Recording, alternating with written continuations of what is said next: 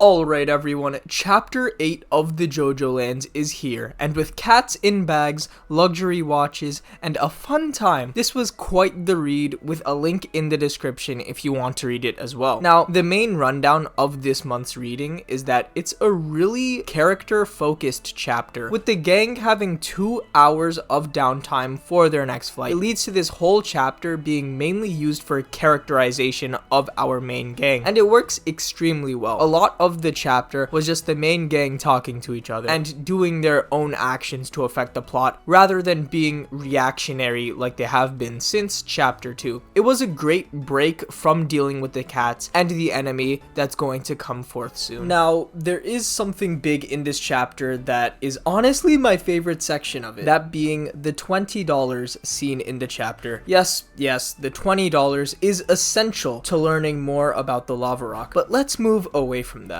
$20. They used $20.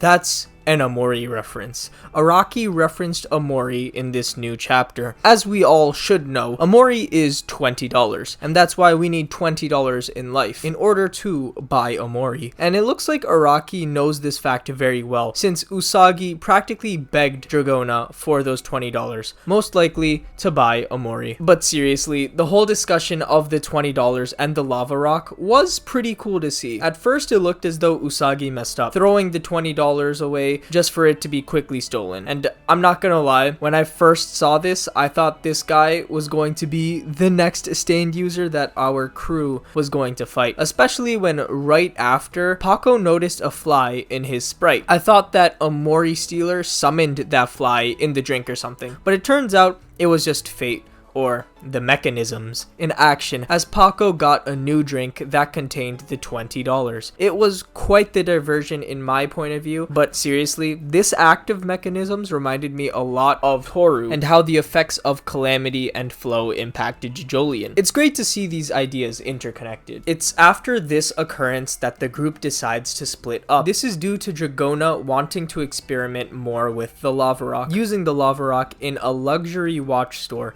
in order to get something good from there. The group split is Dragona and Usagi going into the store, while Jodio and Paco stayed behind, since apparently Paco is too suspicious looking to go into that store, and Jodio is 15. The Jodio explanation makes sense, but they really had to do that to my man Paco. It's very, very disrespectful, to be honest, especially to the 23% of my audience that is subscribed to my channel, since we love Paco out here. And speaking of love, I absolutely love this amazing panel right here. It's just our JOJOLands gang chilling right before their next plot of a heist. Though in this one, they're just seeing how things work and not actually trying to steal anything. Our gang is just chilling, and it's really nice to see.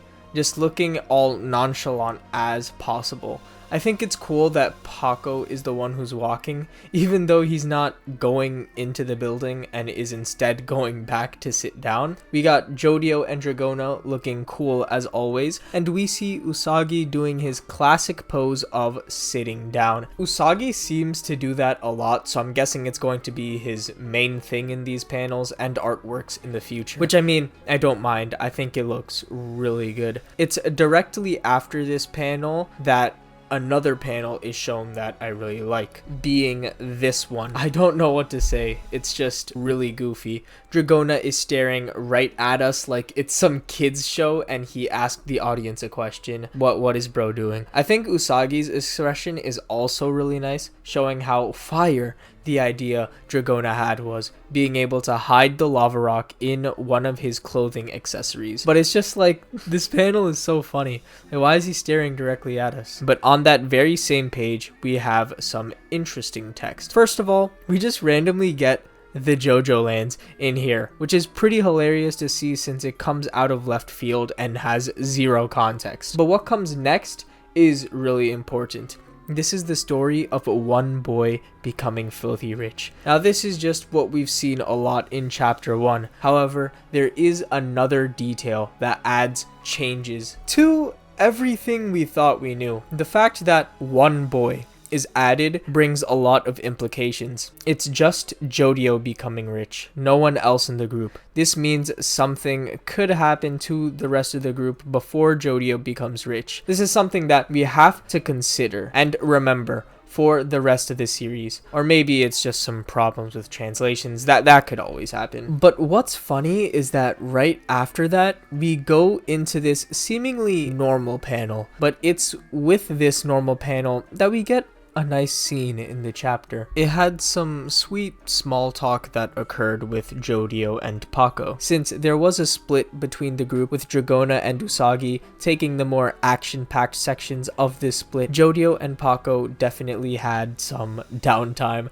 and this was an amazing highlight for the chapter. I just love seeing these characters hanging out, doing nothing, and this is a prime example of it. As said in my last chapter review, this new main character group is definitely one who aren't too fond of each other, so seeing Jodio and Paco just talking like friends is nice to see. Paco asking Jodio if he wanted to eat some more burritos was especially nice. When it comes to Dragona and Paco's section of the fight, there is a lot to talk about, but I am wondering if the luxury watch store owners are stand users or not. One of them, at least. Or maybe it could be that one of them is a stand user and the others just follow along in this power. Something similar to Shakedown Road. It could make sense, since apparently one of the watches that they displayed to Dragona and Usagi had disappeared. It could have been Usagi's doing. We'll most likely find out within the next few chapters, but it is interesting to see, since honestly anyone could be a stand user,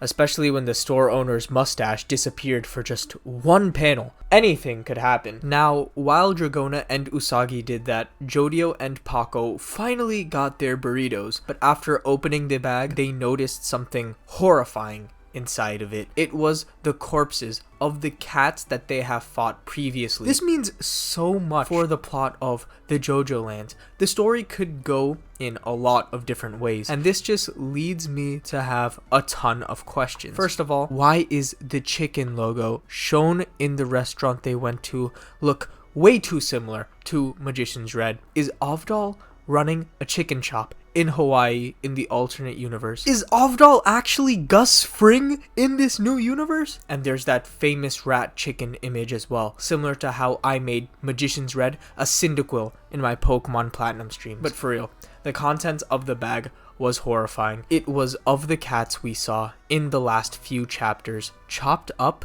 and given to Jodio and Paco. This is just crazy, because that means Avdol, aka Gus Fring, saw them beat the cats and is now targeting them directly. It all adds up.